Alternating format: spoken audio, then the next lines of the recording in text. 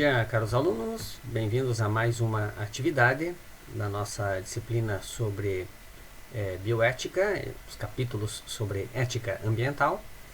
E nossa discussão de hoje é sobre a nossa relação com os animais. Então, vamos lá. Por que esse assunto é interessante? Então, talvez vocês recordem na mídia algum tempo atrás e uma senhora indígena caigangue estava passeando com um bugio de estimação e ele foi retirado dela, foi levado para um veterinário que ficou cuidando do bugio. Na aldeia o bugio circulava na floresta, na veterinária o bugio ficou encarcerado, a senhora também foi presa por algumas horas e depois acabou sendo solta e enfim, e tudo isso por causa de um bugio de estimação. Essa não é a única relação que os indígenas têm com macacos, então eventualmente os macacos são utilizados como alimento também. E qual seria a conduta correta, justa, numa situação como essa? Pensando na pessoa e pensando no animal. E talvez vocês se recordem também que recentemente o Supremo Tribunal Federal ele decidiu que é constitucional que praticantes de religiões afro sacrifiquem animais. E novamente, qual seria a conduta correta numa situação dessas, a conduta justa numa situação dessas? E o que deve prevalecer? A vida desses animais, a tradição cultural destas pessoas? Como a gente lida com estas situações? E talvez vocês recordem deste outro caso, e um animal sofreu maus tratos e acabou morrendo, e isso aconteceu num pátio de um supermercado. E bom, o sofrimento deste cachorro acabou causando uma grande comoção em um grande número de pessoas.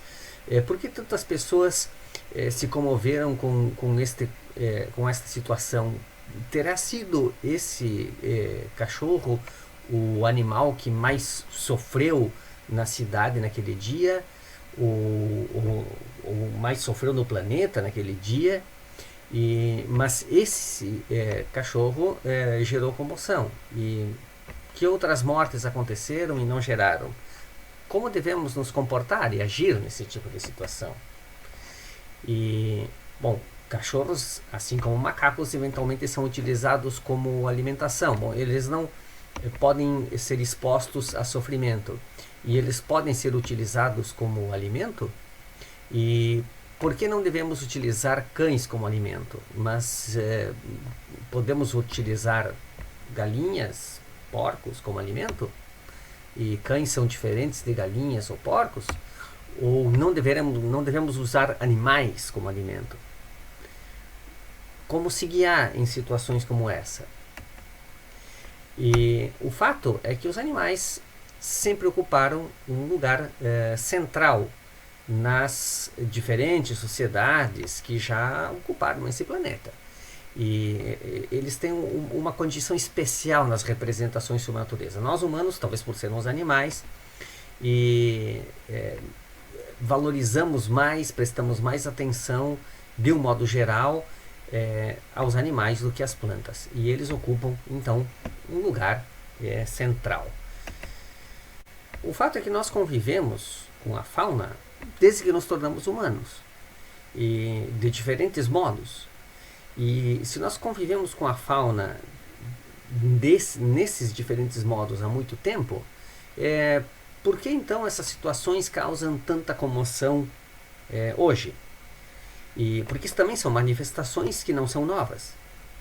O fato é que à medida que a sociedade transforma o ambiente e nessa transformação se transforma também, vão surgindo novas representações e novas contestações sobre comportamentos e atitudes que já estavam estabelecidas. E os relacionamentos entre as pessoas vão mudando ao longo do tempo, os valores vão mudando ao longo do tempo. E é sobre isso que nós precisamos conversar. E quais são as ideias principais que nós vamos desenvolver aqui nesse conjunto de vídeos? O primeiro, que os animais sempre ocuparam um lugar central nas representações sociais sobre a natureza. E que existem diversas formas de representar os animais, variando em um gradiente que vai de monstruosidade e evitação a carisma e interesse. E é possível caracterizar nas sociedades modernas 9 padrões de atitudes individuais em relação a animais. Esses 9 padrões são posturas predominantemente estéticas, ou dominionistas, ou utilitaristas, ou naturalistas, ou simbólicas, ou científicas, ou moralistas, ou humanitárias, ou negativistas. Vejam que são muitos padrões. Esses padrões, eles se mesclam de forma nebulosa. Nós não nos prendemos a um único padrão em relação a todos os animais ou em todos os momentos. E eles variam entre grupos sociais, eles variam no tempo, e eles são influenciados por vários fatores. Existe uma marca genética evolutiva nesses padrões, mas especialmente por herança cultural, e é por isso que muda no tempo e muda rapidamente. E também para cada pessoa a partir das suas experiências pessoais. As nossas atitudes, elas não são similares entre todos os animais. Todos nós adotamos uma hierarquia de valores, que vai variar entre pessoas. E essa hierarquia qualifica as espécies e qualifica os indivíduos em uma ordem. As atitudes, elas variam. Estas atitudes, com diferentes animais, elas também variam. Também conforme a herança cultural, mas variam também em função da motivação da conduta, do tipo da conduta e, obviamente, da espécie envolvida. As atitudes, assim como os padrões de comportamento, eles podem ser ambivalentes. As atitudes e comportamentos podem se contradizer. Nós somos contraditórios.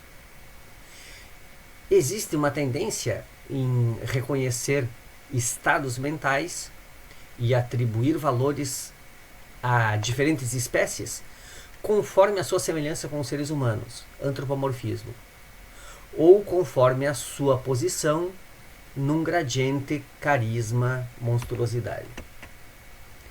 E existem diversos mecanismos de dissociação que são mais comuns nas sociedades modernas, e nós vamos ver porquê, e nas sociedades urbanas, e nós vamos ver porquê, que facilitam a coexistência entre valores, atitudes e comportamentos contraditórios. Esses mecanismos envolvem dissociação, envolvem modos próprios de socialização e estratégias de evitação e redução de conflitos. Finalmente, como síntese, existem diferentes hierarquias em diferentes grupos sociais e em diferentes tempos históricos. Os valores mudam, disputam espaço nas construções sociais. Compreender as diferenças hierárquicas e os valores e a base é a base.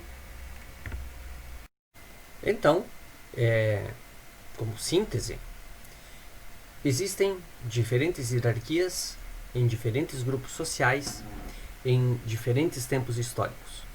E os valores mudam e disputam espaço nas construções sociais. E compreender essas diferenças de hierarquia e diferenças de valores é a base para um discurso ético.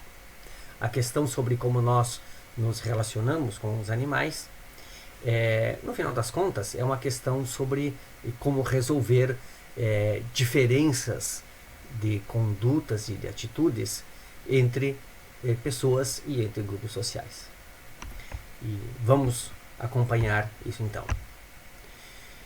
Existem muitas formas de representar e se relacionar com a fauna, que orbitam ao longo de dois eixos, um eixo objeto-sujeito e um eixo monstruosidade-carisma.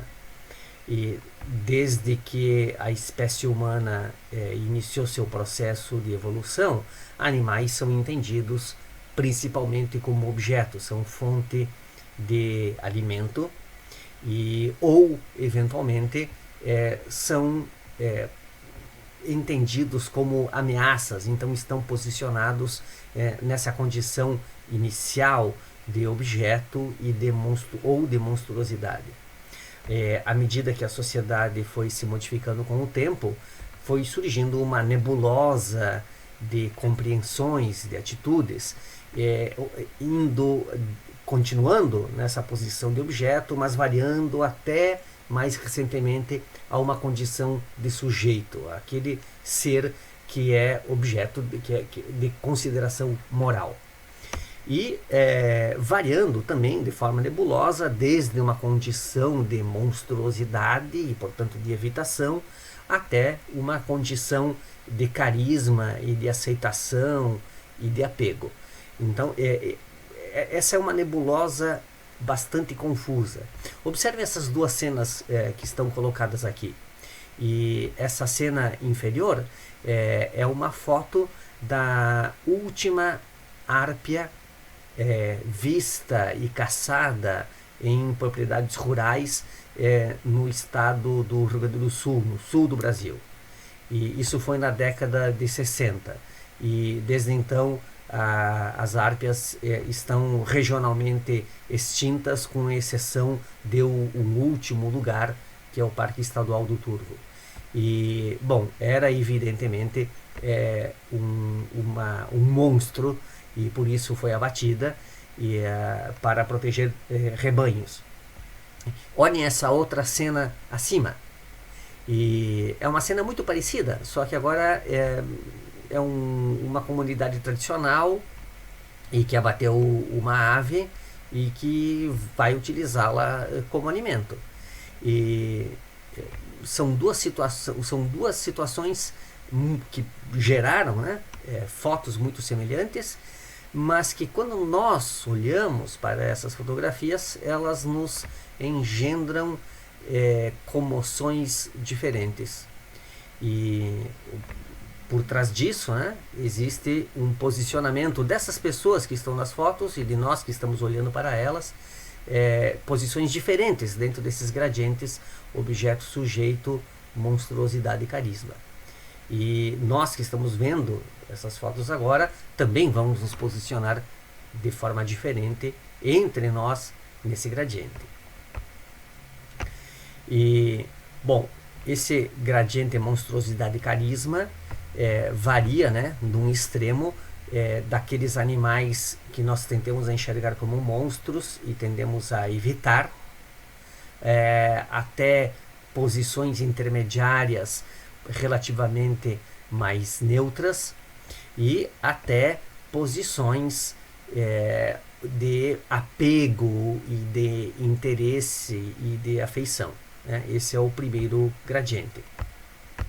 E no segundo gradiente, o de objeto-sujeito, nós temos num extremo aquelas situações em que as espécies nossa relação com elas é meramente instrumental, ou de evitação, ou de aproveitar um recurso de alguma forma, até situações, novamente, né, em que determinados indivíduos passam a ser merecedores de preocupação, de atenção num sentido moral. E existem aquelas situações intermediárias em que alguns grupos sociais vão entender essas espécies e essas situações de uma forma instrumental, como objetos, ou de uma forma sentimental como sujeitos. E, novamente, né, todas essas situações aqui vão variar entre indivíduos, entre pessoas. Bom, o gradiente que varia de objeto a sujeito, ele tem, num extremo, uma situação que é de apego ou de reverência, e no outro extremo é uma relação meramente instrumental. Seja qual for dessas situações, isso terá consequências, seja em nível de atitudes em relação a esses indivíduos, seja em termos de atitudes em relação a populações, a espécies ou a todo o ecossistema. A forma como nós decidirmos nos relacionar com esses indivíduos vai ter efeitos que vão se propagar até o nível de ecossistemas. Estimação, suporte econômico, atenção à saúde, alimentação, criação, reintrodução, são alguns dos tipos de comportamentos que podem acontecer na medida em que nós nos interessarmos e nos preocuparmos com essas espécies. Eu quero chamar a atenção aqui para essa situação. Então, animais, nesse caso aqui roedores, que estão posicionados numa situação de objeto e de monstruosidade em alguns grupos sociais, mas estão posicionados em uma situação de carisma e reverência em outros grupos sociais. Então observem como isso varia entre grupos sociais. Isso é muito interessante. Bom, das representações que vão se formando, resultam diferentes atitudes em relação a diferentes grupos animais. Essas diferentes atitudes foram já classificadas por Keller em 9 padrões principais. Quais são esses 9 padrões principais? Então, isso varia desde desde uma atitude que é predominantemente estética, onde o interesse daquele grupo social, daquela pessoa, está focado na beleza e no apego simbólico daquele indivíduo ou daquela população, ou eventualmente da espécie. Uma outra atitude que tem um viés predominantemente naturalista, onde o interesse principal é uma afeição pelo contato direto. O contato direto não significa um contato físico necessariamente, né? Mas essas experiências de primeira mão com a vida selvagem e com a vida ao ar livre e tudo que a envolve, e isso obviamente inclui a fauna. Uma outra atitude possível é aquela simbólica, onde o foco do relacionamento está na natureza da linguagem, no pensamento expressivo e na projeção isso em termos de cultura, de arte.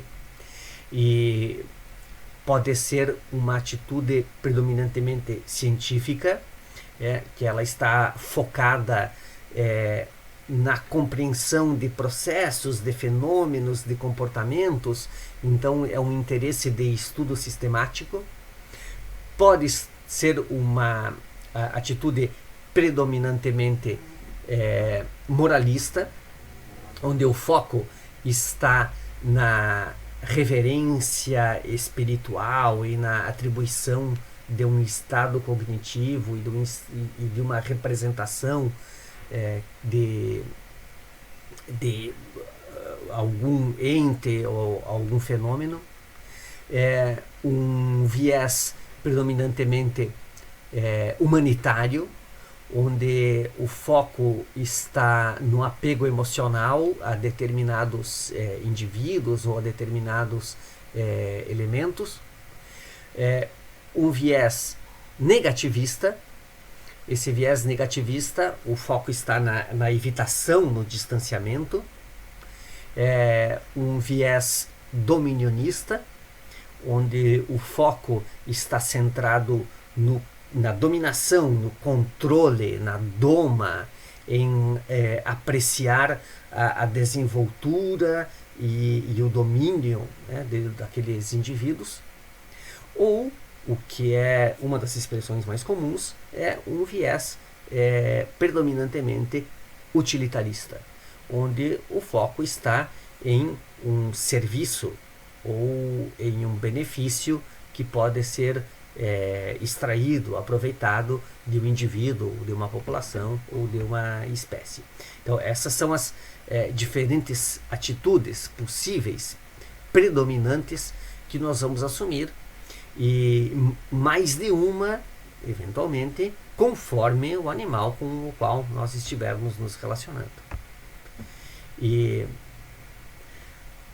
essas representações e essas atitudes, portanto, elas não são comuns, não são as mesmas para todos os animais. Novamente, nós temos uma hierarquia de valores e nós posicionamos diferentes grupos de animais em diferentes posições dessa hierarquia. Então, isso varia com a espécie. Nós podemos ter um olhar predominantemente estético, simbólico, ou moralista ou humanitário para algumas espécies e negativista ou utilitarista em relação a outras. E quais são os fatores que condicionam a inclusão de animais no escopo da moral? Ou seja, aqueles grupos de animais que nós vamos retirar de uma condição de objeto, passar para uma condição de sujeito, e isso vai se refletir em uma mudança em relação às atitudes. Se está numa condição de objeto, a tendência é uma atitude negativista, utilitarista ou dominionista. Mas outras formas, outras atitudes vão tender a predominar se ele passa para a categoria de sujeito. Quais são os fatores que influenciam essa inclusão ou exclusão de determinados animais do escopo da moral? E a primeira delas é a tradição cultural e as posturas compartilhadas por um determinado grupo social. O segundo conjunto de fatores é a motivação da conduta. E, por exemplo, se essa motivação é a proteção de pessoas, a proteção da própria pessoa ou de pessoas relacionadas, então uma proteção humana, ou um interesse de recreação, ou um interesse de obtenção de alimento ou de prazer, e o tipo de conduta. Então, muito bem, se esse meu interesse vai ser expresso numa ação que envolve sofrimento, que envolve morte, que envolve cuidado, e ainda que a consequência seja a mesma, ainda que a motivação seja a mesma, mas a gente pode exercer uma motivação pode levar a diferentes tipos de conduta, algumas eventualmente aceitáveis e outras não. E, finalmente, como sempre, a espécie envolvida. E essa espécie envolvida, bom, aí vários fatores vão interferir, como a sua utilidade para os humanos, a severidade do conflito ou a semelhança com os seres humanos. Então, como nós vamos posicionar essa espécie dentro desses gradientes objeto-sujeito, monstruosidade e carisma. E um dos traços mais importantes das sociedades modernas é a influência que a herança judaico-cristã e a herança greco-romana tem na formação dos nossos conceitos e da forma como nós vemos o mundo. E faz parte da nossa tradição cultural, portanto, quer nós nos definimos como católicos e cristãos ou não, essa herança judaico-cristã. E olhem que interessante essa interpretação, que é a interpretação judaico-cristã clássica, exposta aqui na grande cadeia do ser, segundo São Tomás de Aquino. Aqui está expressa explicitamente a hierarquia de valores. Então, acima de todos os seres está Deus, o Criador. E na base dessa pirâmide, o que merece a menor das considerações está a argila. E ali estão posicionados todos os seres. Primeiro, os seres celestiais, então abaixo de Deus, os serafins, os querubins, os arcanjos, os anjos, e depois chegam os humanos. E os homens valem mais do que as mulheres, e os animais valem mais do que as plantas, e os seres vivos valem mais do que os inanimados, mas dentro dos inanimados os metais valem mais que os outros tipos de minerais, e assim subsequentemente. E dentro de cada um desses níveis existe também uma hierarquia.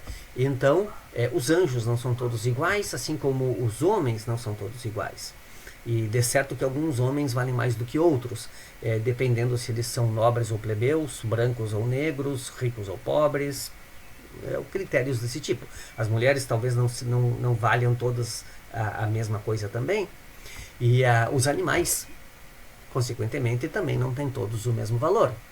E assim como as plantas, assim como os metais e subsequentemente, né? Então o ouro vale mais do que a prata, que vale mais do que o ferro, e assim. Então existem hierarquias dentro de cada uma dessas posições. Aqui está a hierarquia maior.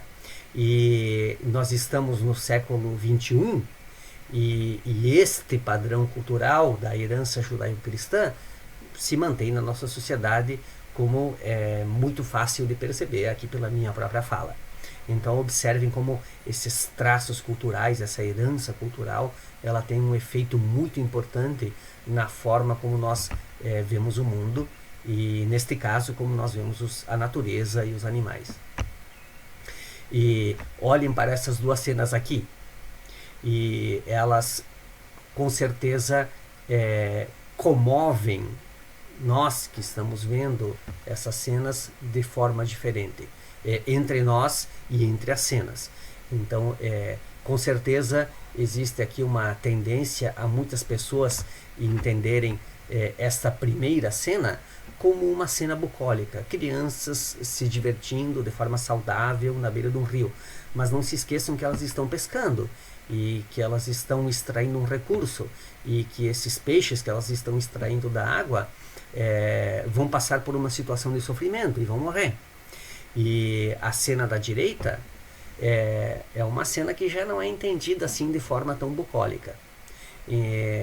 Mas por que seria? Os peixes valem mais do que os mamíferos? Na verdade, para a maioria das pessoas, sim. E isso também é herança judaico-cristã. Observem lá, né? E está lá na Bíblia. E Jesus tomou os pães e, havendo dado graças, repartiu pelos discípulos, e os discípulos pelos que estavam assentados, e igualmente também dos peixes, quanto queriam. Então é a multiplicação dos pães e dos peixes. Peixe é um recurso, é que nem pão, né? Você multiplica e dá para as pessoas. Aí tem uma outra passagem, e existem muitas outras desse tipo ao longo da Bíblia. Quando alguém for culpado por qualquer dessas coisas, confessará em que pecou, e pelo pecado que cometeu, trará ao Senhor uma ovelha ou uma cabra, como oferta de reparação. E em favor do culpado, o sacerdote fará propiciação pelo pecado. Então, uma ovelha substitui um humano nessa relação. Um peixe certamente não. Então a ovelha merece uma consideração moral que o peixe não merece. E vejam como isso se traduz na sociedade contemporânea. Aqui nós temos uma resolução do CONAMA, uma das esferas de decisões ambientais aqui no nosso país, e foi instituída uma câmara, e uma câmara técnica para discutir questões técnicas, e essa câmara recebeu o nome de Câmara de Biodiversidade, fauna e recursos pesqueiros. Por que são 3 nomes? Porque um nome só não resolveu essa denominação. Porque, de fato, biodiversidade é uma coisa, fauna é uma outra coisa, e recursos pesqueiros, já está aí a palavrinha dizendo o que os peixes significam. Então vejam como essa herança cultural e essa forma de enxergar e de atribuir valor a diferentes espécies se propaga e se mantém ao longo do tempo. E as motivações, como elas influenciam a hierarquia de valores. E, bom, a motivação para a caça, por exemplo. Vejam que do ponto de vista do animal, o animal vai sofrer a mesma situação ou vai morrer em função daquela situação, não importa a motivação. Então a motivação não interessa para o animal. O que interessa do ponto de vista dele, com certeza, é a exposição à morte e é o sofrimento. Mas para nós, a motivação interessa. Então essa aqui, nesse gráfico nós temos uma pesquisa sobre a aceitação da caça em função de diferentes motivações, comparando 2 países. E observem que, independente do país, existe aqui um padrão. Então, se a motivação é a obtenção de carne, a caça é mais aceita. A recreação é mais aceita se ela envolver a alimentação do que se ela for apenas por esporte. E se a morte ou o sofrimento for por troféu, a aceitação é menor ainda. Novamente, né? Do ponto de vista do indivíduo que está sendo caçado, isso não interessa, não importa, não faz diferença. Mas isso para os seres humanos faz.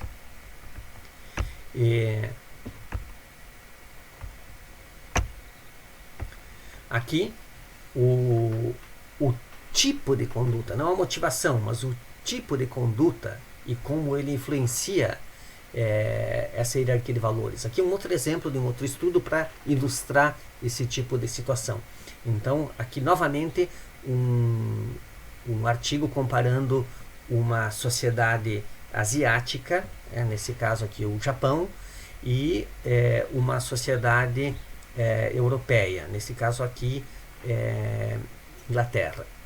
E a postura do predominante entre veterinários ingleses e japoneses com relação à eutanásia.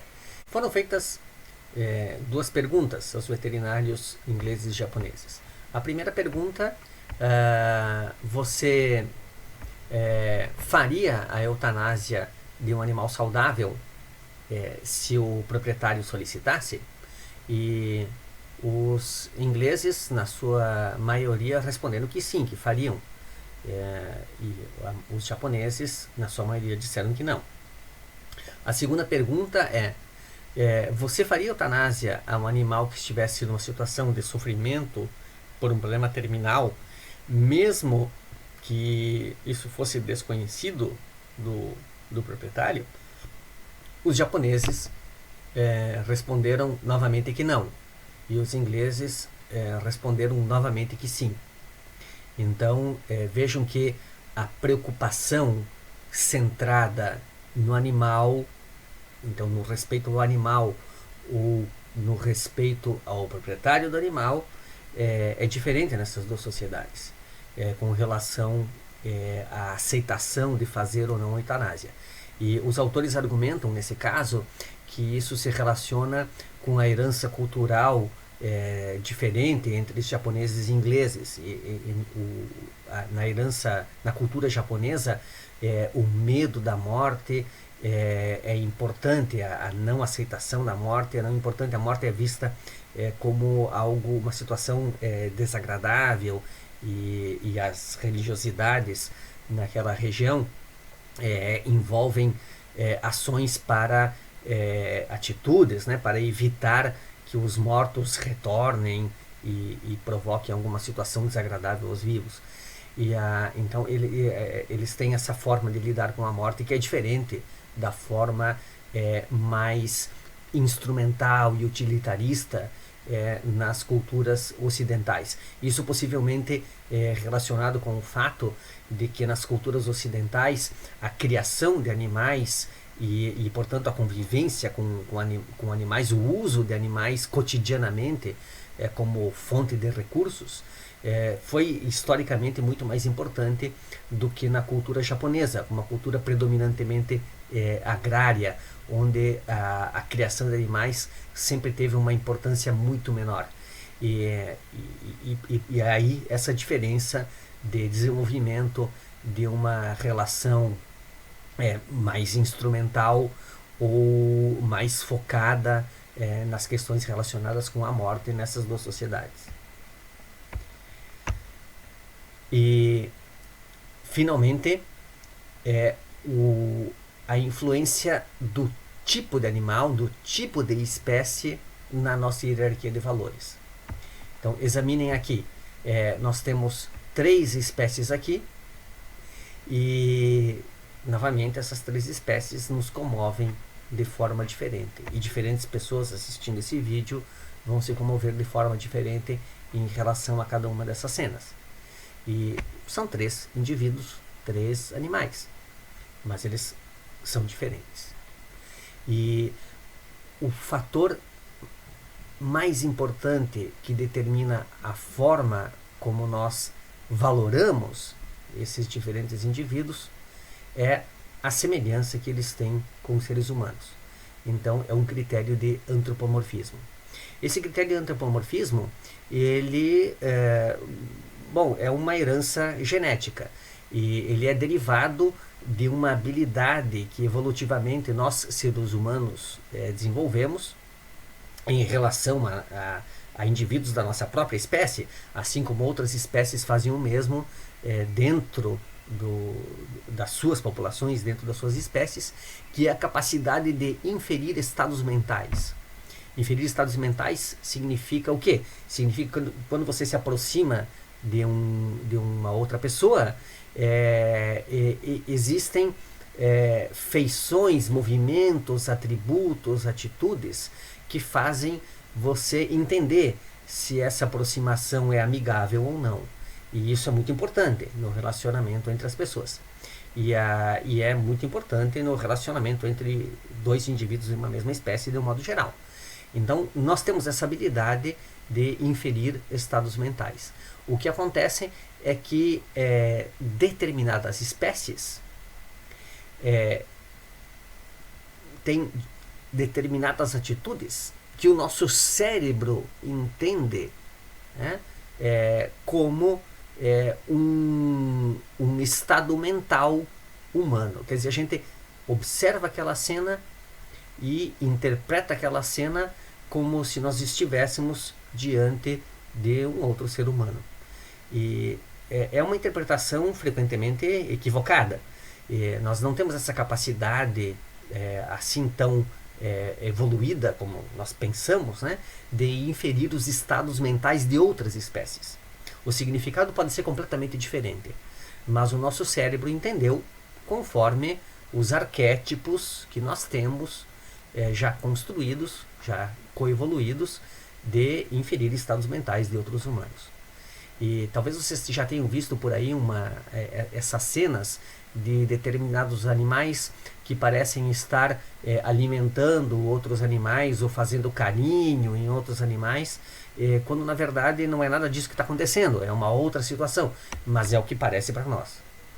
E, bom, essa capacidade de inferir, essa falsa capacidade de inferir estados mentais em outras espécies, né, porque as feições dessas outras espécies se encaixam nos arquétipos que nós temos, ela é maior, mas ela é facilitada quando essas outras espécies são mais parecidas com a nossa, né?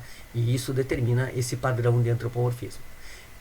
Ele é real? É assim mesmo que funciona? Bom, é o que dizem diversos estudos. E aqui nós temos um deles. E nesse estudo aqui, as pessoas foram solicitadas a listar determinadas espécies conforme em dois momentos separados, conforme dois critérios. Primeiro, pega essas espécies que estão aqui e as ordenem pelo grau de semelhança que elas têm com os humanos. E foi feita a ordenação. E agora pegue essas espécies aqui e ordene essas espécies de acordo com o seu interesse em salvá-las da extinção. E está ali na diagonal da nossa figura, e que existe uma correspondência muito alta entre o grau de semelhança com seres humanos e a preocupação em evitar que essas espécies se extingam. Vejam como isso tem múltiplas consequências. Como o antropomorfismo, ele acaba se traduzindo em muitas atitudes e muitos comportamentos que têm consequências importantes no nosso dia a dia e no futuro do planeta. Muito bem. E existe um outro fator muito interessante relacionado com o antropomorfismo, que é a nossa tendência a entender grupos externos como sendo inferiores. A hipótese da inferioridade do grupo externo.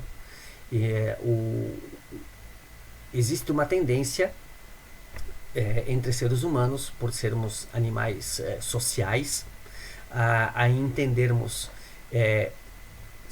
membros do nosso próprio clã, aqueles que são semelhantes a nós, e por serem semelhantes a nós, tem mais probabilidade de pertencerem à nossa mesma categoria, a considerá-los como superiores no sentido de atribuir valor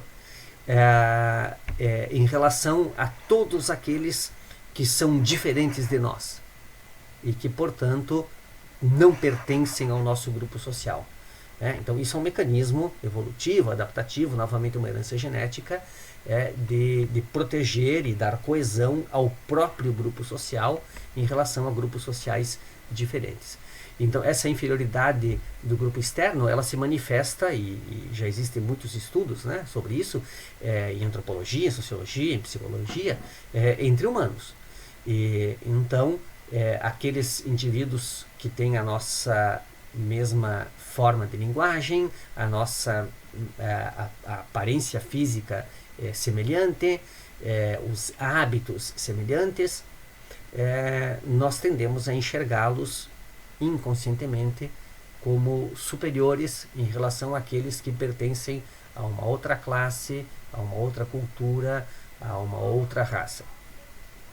E provavelmente e isso é algo ainda em estudo, essa inferioridade do grupo externo, ela também é válida e também acontece no nosso relacionamento com as outras espécies. Então, quanto mais parecida com a espécie humana uma outra espécie, tanto mais ela sobe nessa hierarquia de importância.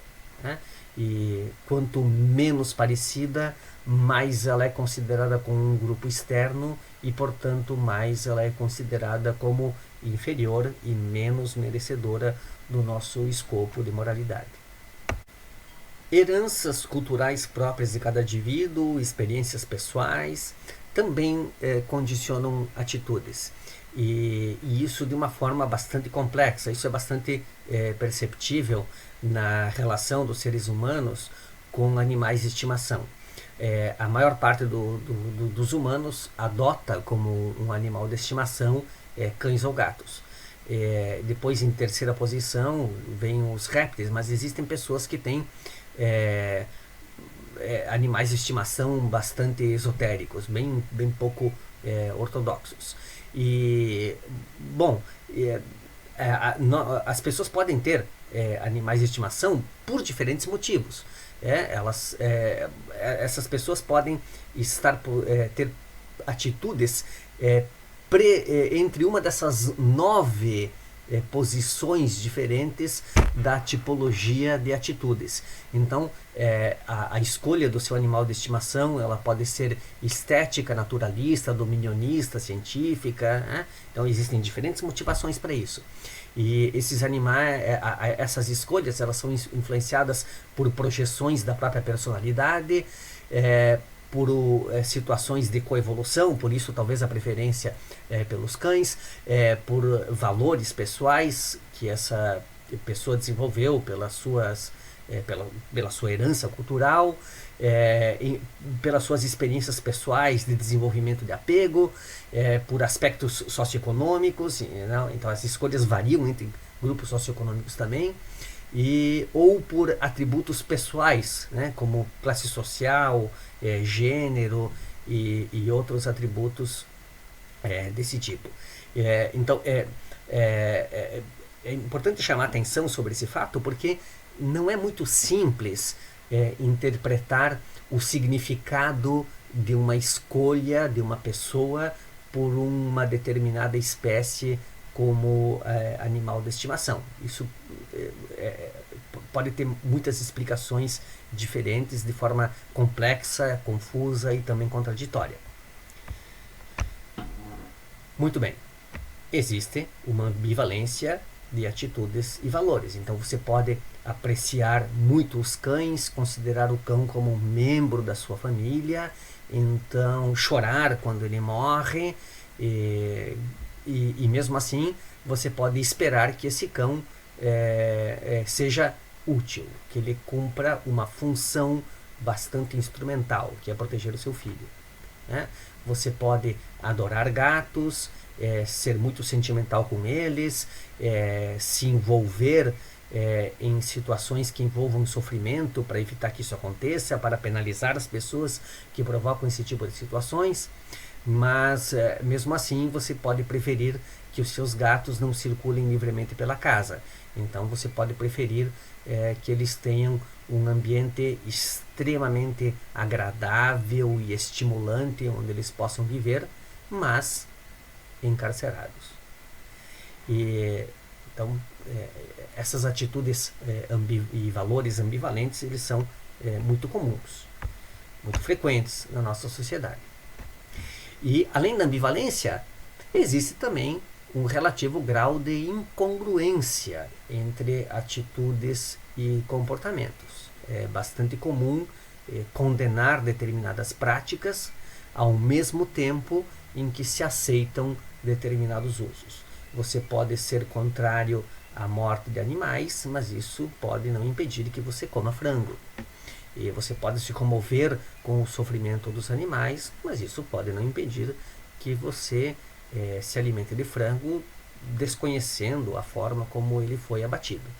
E existem alguns mecanismos que favorecem a reconciliação entre valores, atitudes e comportamentos que são contraditórios entre si.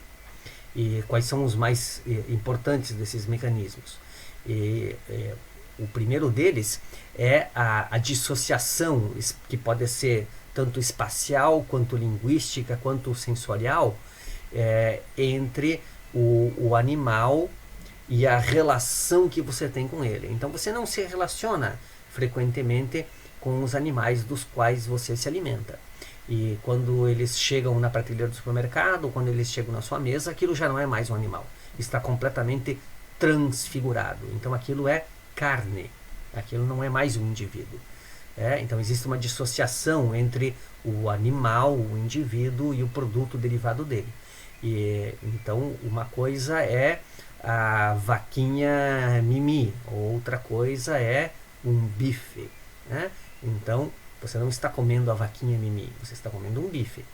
Então essa é uma dissociação linguística. Existe certamente uma dissociação sensorial ali envolvida também. E a mais importante delas é a dissociação espacial. Você não convive com esse animal.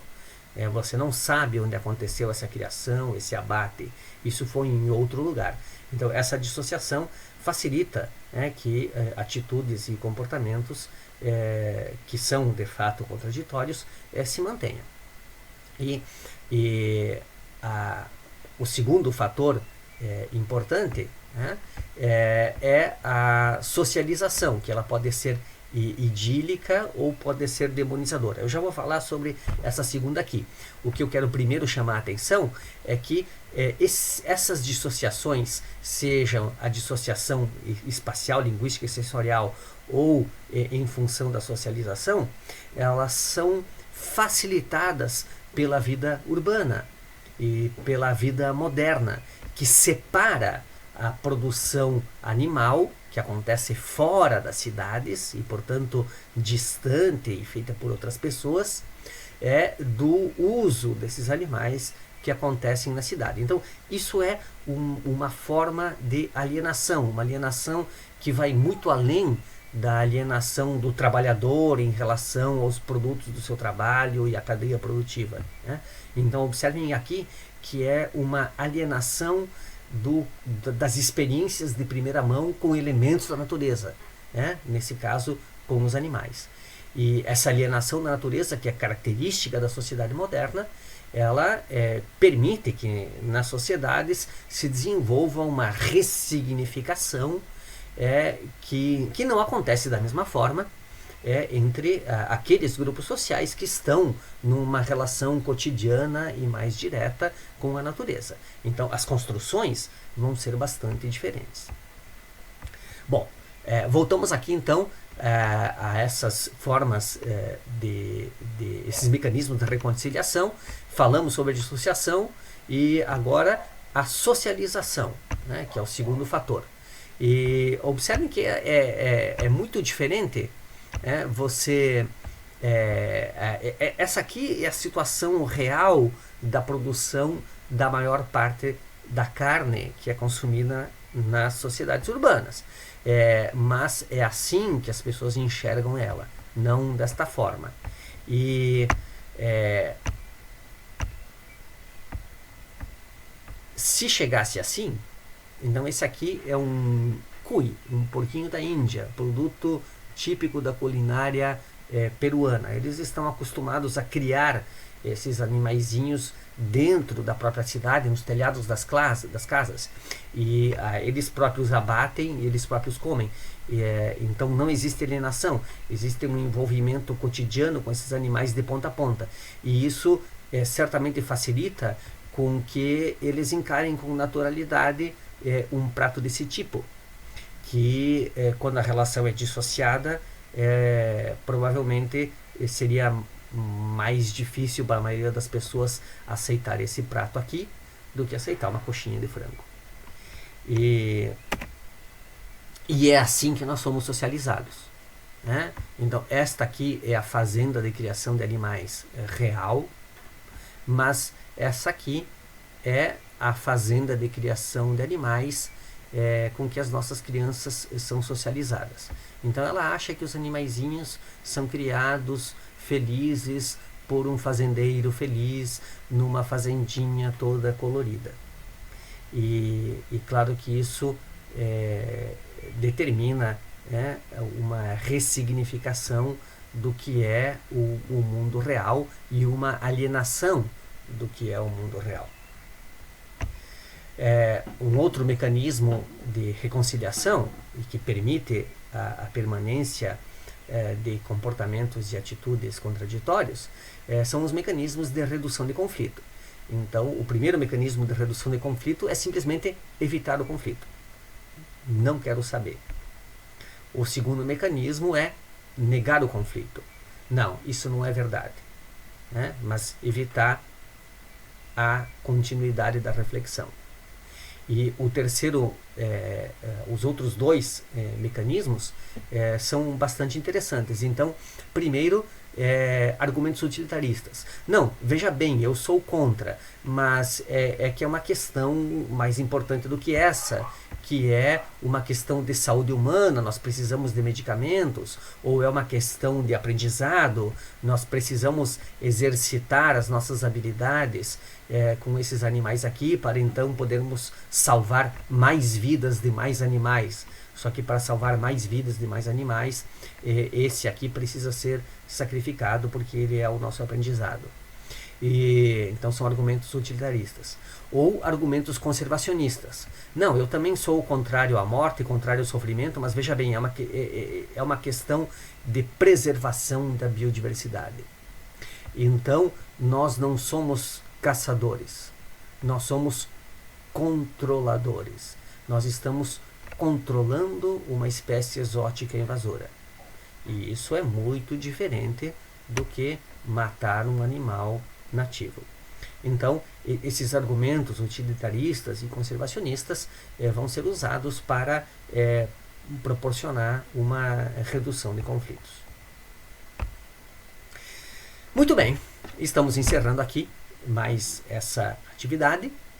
Vamos rever aqui quais foram as nossas ideias principais que nós desenvolvemos ao longo desse vídeo. E que os animais, eles sempre ocuparam um lugar especial, central, nas representações sociais sobre a natureza, que existem diversas formas de representar animais, variando em um gradiente que vai de objeto a sujeito e variando de um gradiente que vai de monstruosidade a carisma. Um gradiente muito nebuloso, contínuo e contraditório. E é possível caracterizar nas sociedades modernas 9 padrões de atitudes individuais em relação a animais, posturas estéticas, dominionistas, utilitaristas, naturalistas, simbólicas, científicas, moralistas, humanitárias e negativistas. E esses padrões, eles se mesclam de forma nebulosa, ambivalente e contraditória, variam entre grupos sociais, e variam no tempo dentro do mesmo grupo social, são influenciados tanto por herança genética, quanto por herança cultural e também por experiências pessoais. E as nossas atitudes, elas não são similares para com todos os animais. Todos nós adotamos uma hierarquia de valores que qualifica as espécies e os indivíduos com os quais nós relacionamos. Existe uma tendência pela nossa herança cultural e pela nossa herança genética a adotarmos mais ou menos uma mesma hierarquia de valores, mas elas vão variar bastante entre indivíduos. Diferentes pessoas vão seguir diferentes hierarquias. As atitudes, elas variam conforme a herança cultural, mas variam também conforme a motivação de uma conduta, conforme o tipo de conduta e conforme a espécie envolvida. E as atitudes, elas podem ser ambivalentes. As atitudes e os comportamentos podem ser contraditórios. Existe uma tendência a reconhecer estados mentais e atribuir valores a diferentes espécies conforme a sua semelhança com seres humanos. E conforme a sua posição nesse gradiente carisma, monstruosidade e também objeto-sujeito. Diversos mecanismos de dissociação, que são mais comuns em sociedades modernas e urbanas, facilitam a coexistência de valores, atitudes e comportamentos contraditórios. E dissociação, diferentes modos de socialização e mecanismos de evitação e redução de conflitos. E, finalmente, a nossa síntese. Existem diferentes hierarquias, em diferentes grupos sociais e em diferentes tempos históricos. Os valores mudam, os valores disputam espaço nas construções sociais. Compreender as diferenças hierárquicas e de valores é a base para um debate ético.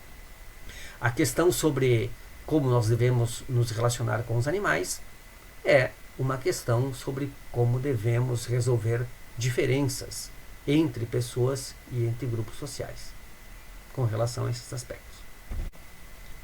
Para encerrar a nossa aula de hoje. Deixo aqui uma figurinha representativa de como determinados padrões culturais ao mesmo tempo se propagam e se modificam no tempo. Espero que vocês tenham curtido essa nossa reflexão aqui, tenham se sentido provocados, e até a nossa próxima aula.